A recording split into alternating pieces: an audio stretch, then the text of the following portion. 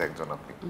প্রযোজকরা তো সবসময় একটু বাণিজ্যিক চিন্তা ভাবনা করে যে আমার এই সিনেমাটা একটু বাণিজ্যিক মুডে হবে, এটা থেকে একটা বড় অঙ্কের লোক নিয়ে। তো এই ধরনের সিনেমাতে আসলে প্রযোজক হওয়ার মানে ইয়াটা কেন?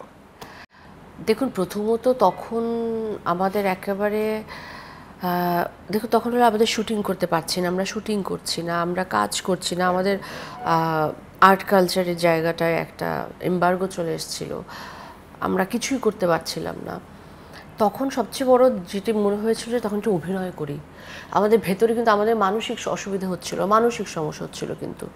হ্যাঁ, কাউন্সিলরের কাছে কেউ কেউ যাচ্ছিলেন, কথা বলছিলাম যে আমরা কেন কাজ করতে পারছি না। কাজ না করলে যা হয়, আপনাকে যদি এখন আপনাকে বলা হয় যে আপনি ক্যামেরা ইসের সামনে আপনি সাংবাদিকতা করতে পারবেন না, আপনার কেমন লাগবে তখন? মানে হ্যাঁ, এটা কি সাফোকেটিং একটা ব্যাপার। তো আমাদের তো তখন সেই অবস্থাটাই গেছিলো।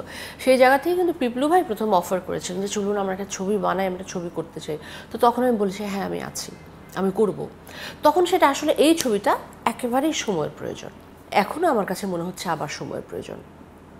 মাঝে ৫ বছর রিলিজ না করার এটাও একটা কারণ। আমাদের ডিরেক্টর মনে করছিলেন যে না আমি এখন দেবো কি দেবো না, উনি একবার ভাবছিলেন যে আমি রিলিজও করবো না ছবিটা, প্রাসঙ্গিক কিনা, এটা কিনা সেটা কিনা। কিন্তু আমার কাছে মনে হয়েছে যে কোনো সময়টাকে সত্যিকারভাবে ধারণ করা, আমরা তো সময়টাই দেখতে চাই।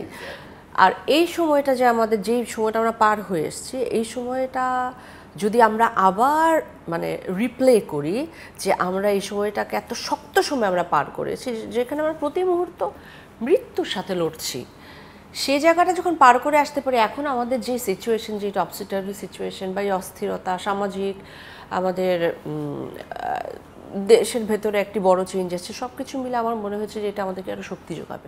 মাঝে মাঝে হয় কি এই ধরনের ক্রাইসিস মানুষকে শুধরে দেয় যে when you are back, যে এরকম সিচুয়েশন।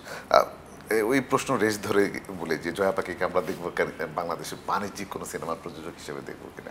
প্রযোজক? হ্যাঁ, বাণিজ্যিক সিনেমার, হ্যাঁ কেন নয়। মানে আমি যে দেবী করেছিলাম, দেবীকে তো আমি বাণিজ্যিক ছবি বলবো। দেবীকে বাণিজ্যিক ছবি মানেই কিন্তু এখন তাই নয় যে সেই ফর্মুলা ফিল্ম, 3টা 4টা অ্যাকশন থাকবে, 3টা আপনারই থাকবে, গান থাকবে, একটা item song, so call item song থাকবে, সেটা তো নয়। ওটাও কিন্তু একটা মিডল হাউস ফিল্ম ছিলেন, মিডল ঘর ছবি ছিল, মিডল ফিল্ম ছিল। সো হ্যাঁ, এরকম আরও কাজ, আরও ছবি আসতেই পারে, হতেই পারে, আর যেগুলো আমরা দেখছি বা দেখতে পারবো।